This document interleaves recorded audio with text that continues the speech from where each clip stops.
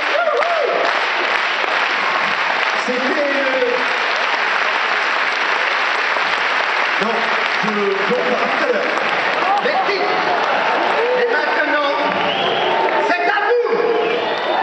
1, 2, 3. Elle a du poil, elle a du poil, elle a du poil, elle a du poil, elle a du poil, elle a du poil.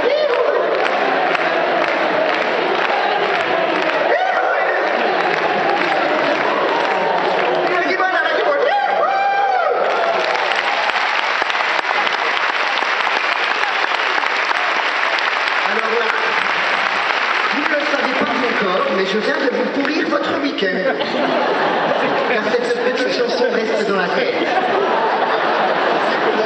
Vous m'envoyez navré ou pas. Voilà. Même, je veux dire, en histoire, on est différent.